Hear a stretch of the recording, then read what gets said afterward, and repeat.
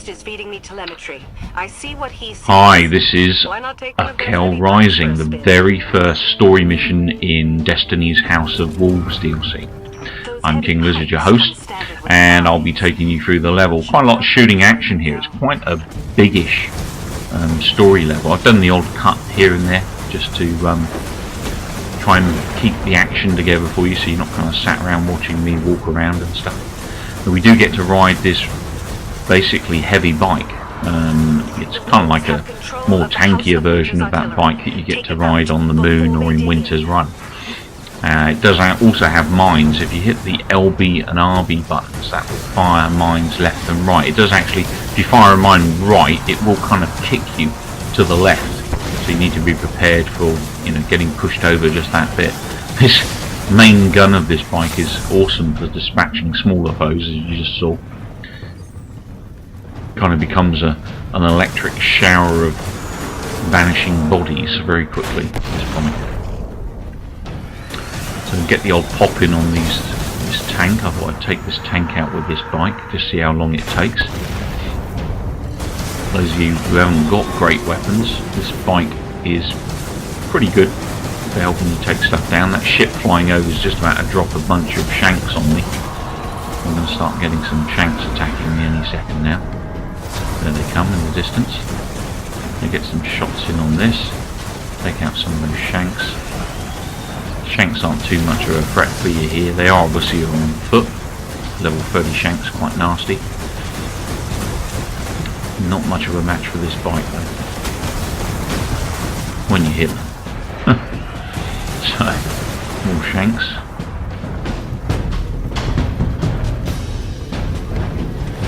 And back in on that tank. And obviously you do want to avoid that red laser fire if you're not used to that. That will take you out straight away. Obviously the blue barrage will also do the same thing after you've been hit on 2 or 3 of them. So do make a point of avoiding those if you can. Got the hatch open on the spider tank, or the walker there. Just making the most of it. Quick drift around the other side to keep him busy.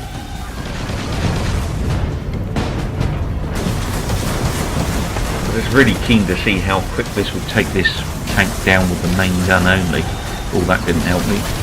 Not good. Oh, that's gonna... Oh, no. I'm gonna die. Yep. I did die there, by the way. I did cut that out of the video, just so you're not seeing me loading in and coming back. So I got caught up on those rocks there, which was kind of my demise. Fortunately, it's not a nightfall or anything like that. It's just a story mission, so I get to reload. So back in with this bike again. You do get a bike planted in this area as well, so not just at the beginning of the level. So the tank's done for, and then on to the next area. So we haven't got too long a drive. You do unfortunately have to get off the bike very quickly once we're out this next section. Get after them, Guardian. Just a nice couple of jumps in there for us. That's obviously a shortcut, I guess, which I didn't take. And then you've got to get off the bike on this section.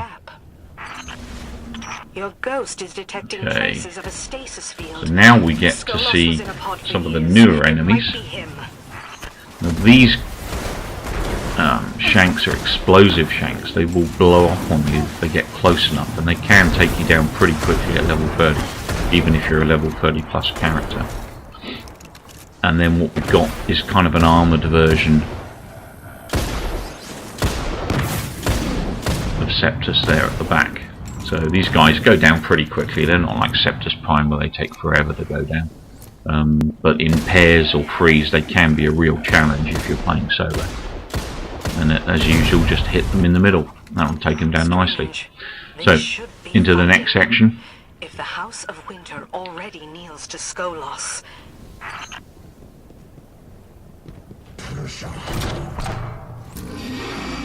Now this is pretty much, this level is a chunk of Winter's Run in reverse, basically. So this is the hole we'd normally get into after a big sniper battle in Winter's Run. In this case, we're coming out of that hole. and we're working our way up the hill as opposed to down the hill. So now the enemy have got the advantage because they're up high and we're down low. No big battles to be had down here. I'm just having a quick peek around there. Got the odd enemy there. Nice dreg. With a headshot with the last word. This is a fusion rifle I picked up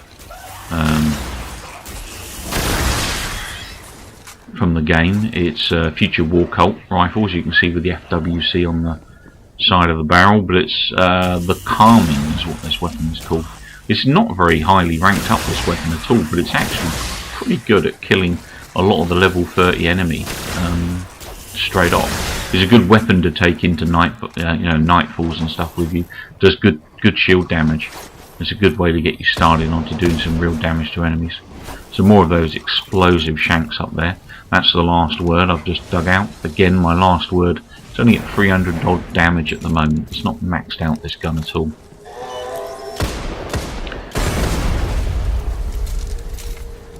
Now these explosive shanks at level 30 do have some quite damaging firepower as well. As you can see, I just got clipped there once and that nearly took me out of the game. So you do want to deal with these things at distance, especially if there's more than one of them if you're doing it solo. Obviously if you've got a group of you can concentrate fire on the different enemy.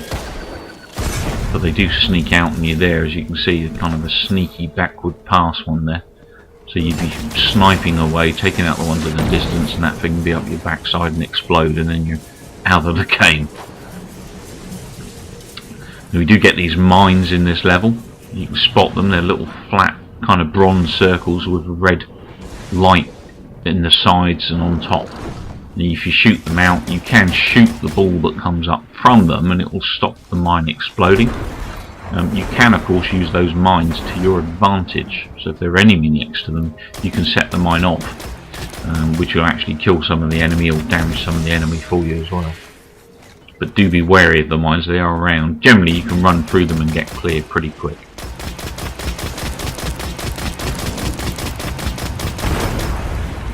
Okay.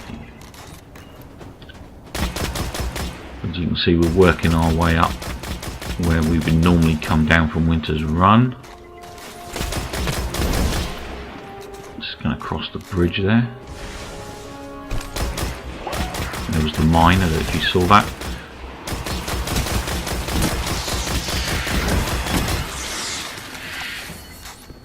That's the mine right there. You see it's just exploded. Back off, let it explode. There's another one here.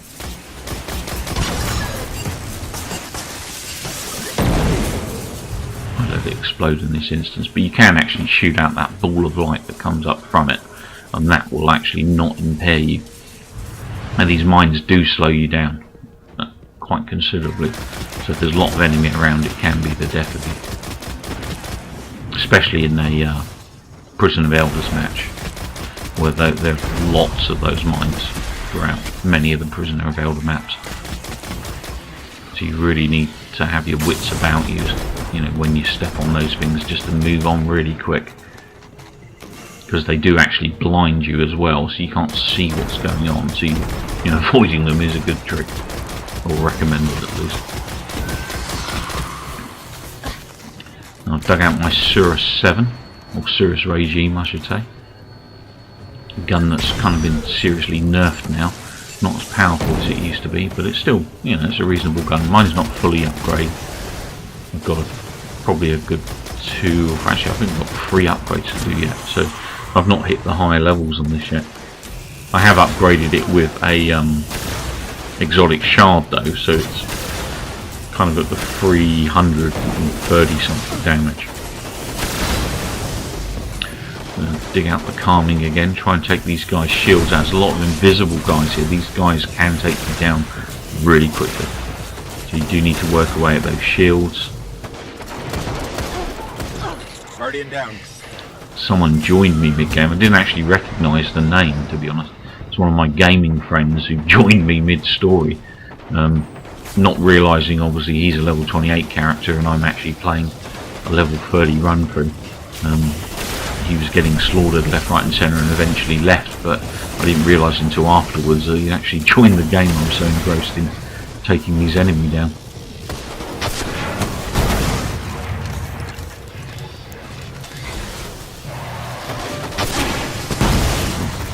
Bit of the Admonisher free is what I'm using there. This one is maxed out, apart from I need a ferric light now, obviously, to fully max it out to the new level. So it is a free, I think there's a 334 damage, I think. We're getting close. So that cryo trace is getting stronger. Back in we go, ammo. He's gone. And now I switch to the icebreaker for the next No section. problem, Guardian. We'll get him. There's still plenty of wolves. Again, this is a Best level clear we're them out. familiar with. We're actually coming down into this cavern as opposed to actually going in up into it. You do get some guys attack you in this first section. Not many, it's just a couple, I think. Take him down.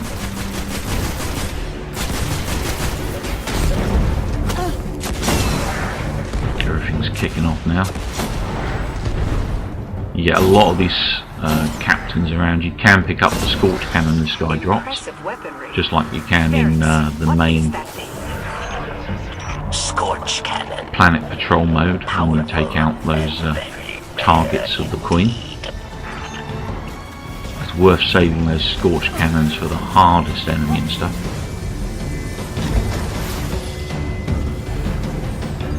I was trying to pick that up, but there's some enemy down there. I don't want to stay down there too long, give them an opportunity to take me out. So more of these explosive shanks. Let's give them a grenade to play with. Take out those dregs. This is a fully upgraded icebreaker. It's a 365 damage icebreaker, so you can get to see what one of these beasties does. And now I've switched to Denial Abyss, and I'm also obviously still using that Admonisher free rocket launcher. Take those guys out with a rocket launcher. And again, taking quite a bit of damage here. Real tricky this, you can go down very quickly with these guys, and this isn't nothing yet. This really ramps up in a minute. There are tons of enemies to take down. And obviously level 30 solo makes this a pretty tough section to get through. It's definitely not something I'd look forward to doing in a nightfall, that's for sure. Now my Abyss Denial is one short of final upgrade, which also needs a ferric light. So I do have a 3 plus damage version of that now, although this one in particular I think was about 317, 318 when I did the vid for Kell Rising.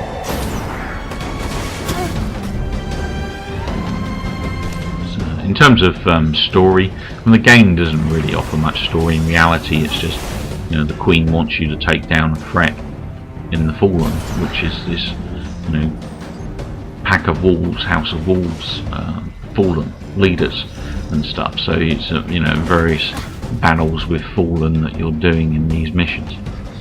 There are a few new variants of enemies you've already seen.